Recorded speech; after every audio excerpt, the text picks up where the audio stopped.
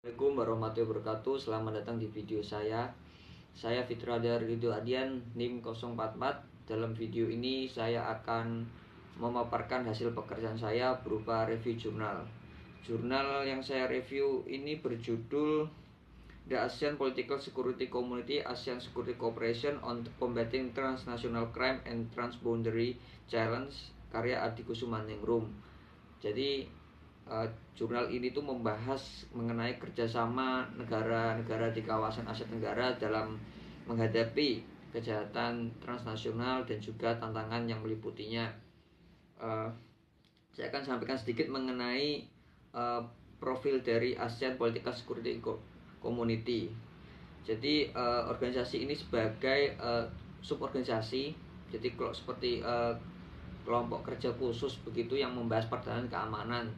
Sifatnya hanya membahas pertahanan keamanan. Selain itu juga ada komunitas yang secara khusus membahas sosial kultural, kemudian ekonomi. Jadi sifatnya ini dia bukan sebagai seperti fakta pertahanan seperti NATO, itu tidak. Jadi ya sekedar suatu kelompok kerja untuk membahas pertahanan keamanan di kawasan Asia Tenggara. Jadi awal mula terbentuknya ASEAN Political Security Community yang saya singkat APSC ini pertama kali dalam rencana aksi Vientiane atau Vientiane Action Plan, kemudian dirubah menjadi Komunitas Politik Keamanan ASEAN sebagaimana dipakai dalam Piagam ASEAN. Pemakaian istilah baru ini dasari pengertian bahwa kerjasama ASEAN di bidang ini tidak terbatas pada aspek-aspek politik semata, tapi juga pada aspek-aspek keamanan. Berbeda dengan mungkin NATO dan juga Pakta Warsawa yang lebih ke arah politik. Jadi ada kesamaan latar belakang politik sebagai seperti negara, contoh negara-negara yang liberalis dan juga negara-negara yang sosialis. Berbeda dengan kawasan ASEAN yang ini memang cukup beragam latar belakang politiknya, dan ini bukan kerjasama politik semata. Nah, cetak biru dari APSC ini disusun berdasarkan kesepakatan KTT ASEAN ke-13 tahun 2007 di Singapura untuk menggantikan Vientiane Action Plan tahun 2004-2010. Konsep tersebut telah disahkan pada KTT ASEAN ke-14 di Thailand pada tahun 2009 dan dituangkan dalam deklarasi Caam Hua Hin tentang peta jalan komunitas ASEAN. Nah, jadi ada 3 karakteristik dalam cetak biru APSC blueprintnya. Yang pertama adalah komunitas berbasis aturan dengan nilai dan norma bersama. Yang kedua, sebuah wilayah terpadu, damai, dan tangguh dengan tanggung jawab bersama untuk keamanan menyeluruh. Yang ketiga adalah kawasan yang dinamis dan berpandangan keluar dalam dunia yang semakin terintegrasi dan saling bergantung. Nah, jadi dalam jurnal ini tuh dibahas mengenai tadi kerjasama politik dan keamanan di ASEAN. Kemudian ini masuk kepada review jurnal saya ya. Jadi aspek positif dalam jurnal tersebut adalah penulis itu tidak langsung membahas mengenai APSC, tapi kemudian ASEAN terlebih dahulu, seperti apa itu ASEAN, kemudian latar belakang terbentuknya organisasi ASEAN, kemudian mengenai potensi yang ada di kawasan Asia Tenggara, kemudian tantangan yang dihadapi oleh negara-negara kawasan Asia Tenggara seperti jumlah penduduk, kemudian keanekaragaman budaya, agama, kemudian geografis yang berbeda jika dibandingkan dengan organisasi kawasan seperti Uni Eropa yang mungkin satu daratan, berbeda dengan Asia Tenggara yang ada kepulauan, ada yang di daratan begitu. Kemudian dalam jurnal ini penulis juga memberikan contoh mengenai kejahatan lintas batas yang sering terjadi di kawasan Asia Tenggara, yaitu kekerasan keagamaan, kemudian gerakan separatis, terorisme, perdagangan orang, organ, kekerasan produksi narkoba, pencucian uang, pemerasan dan penipuan, prostitusi, pedofilia, pembajakan, pornografi dan pornografi, eksploitasi anak, dan eksplorasi sumber daya alam secara ilegal. Nah, ini penulis juga memberikan beberapa contoh begitu yang agak spesifik kasusnya di lapangan, seperti terorisme itu yang ada di Filipina Selatan, Abu Sayyaf. Kemudian juga ada pembajakan di Selat Malaka. Kemudian selain itu ada illegal fishing di Laut Cina Selatan. Kemudian setelah itu saya masuk kepada Setelah itu kemudian penulis menjelaskan mengenai APSC itu tadi, termasuk latar belakangnya, dasar hukum terbentuknya APSC, kemudian beberapa perolehan atau pencapaian yang berhasil dicapai oleh APSC itu tadi. Kemudian saya masuk kepada aspek negatif dari jurnal tersebut.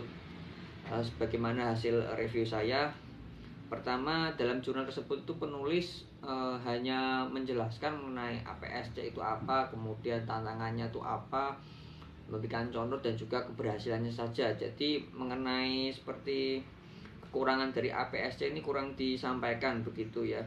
Dikatakan kalau adanya kerangka kerjasama ini untuk membahas pertahanan keamanan supaya negara kawasan ini lebih solid satu suara begitu dalam menghadapi permasalahan pertahanan keamanan, ini saya kira kurang tepat ya, karena dalam beberapa kasus ini ada hal itu yang melibatkan sekiranya negara besar seperti Amerika atau mungkin China di kawasan Asia Tenggara ini tidak satu suara, karena memang ya itu tadi, setiap negara mempunyai kebijakan luar negeri yang berbeda.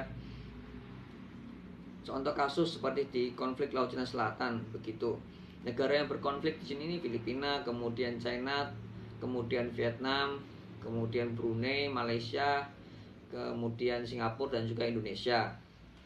Nah, ini pun meskipun negara-negara tadi ini mempunyai kepentingan di Laut Cina Selatan, tapi mereka ini berbeda satu sama lain begitu tanggapannya.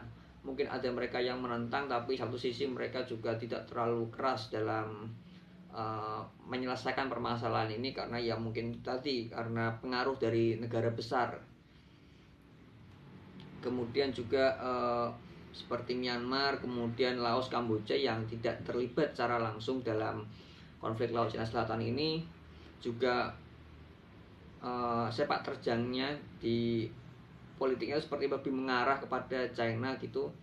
Karena memang seperti yang diketahui bahwa Myanmar, kemudian Laos, Kamboja itu memiliki kerjasama ekonomi yang sangat kuat dengan China. Jadi ini pun juga turut mempengaruhi begitu dukungan terhadap negara-negara yang berkonflik dengan China di Laut Selatan, di Laut Cina Selatan.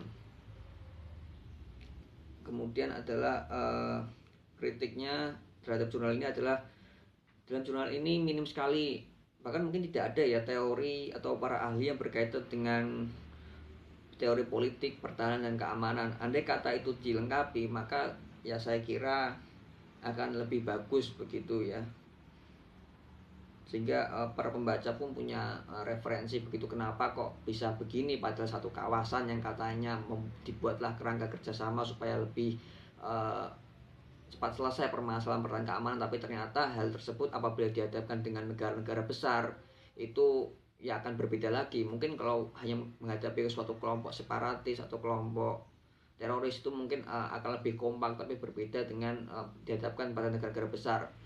Tapi juga terkadang berhadapan dengan kelompok-kelompok separatis itu juga tidak satu suara juga, seperti contoh di Myanmar itu yang dalam peristiwa Rohingya gitu. Negara-negara kawasan pun kebanyakan main aman, mereka tidak mau kemudian memberikan pengaruhnya begitu, karena itu masuk bentuk intervensi. Seperti Indonesia yang hanya sekadar memberikan bantuan dan mereka tidak melakukan intervensi yang berlebihan terhadap Myanmar, karena takut kan di Indonesia sendiri kan ada yang OPM itu yang takutnya nanti akan di blow up, diangkat begitu, yang akan justru jadi bumerang bagi Indonesia, termasuk juga Malaysia yang ada di Sabah, Sarawak itu tadi.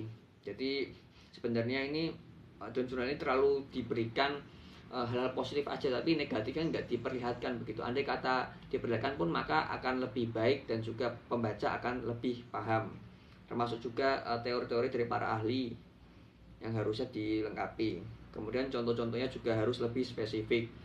Sekian video dari saya. Apabila ada salah kata mohon maaf. Wassalamualaikum warahmatullahi wabarakatuh.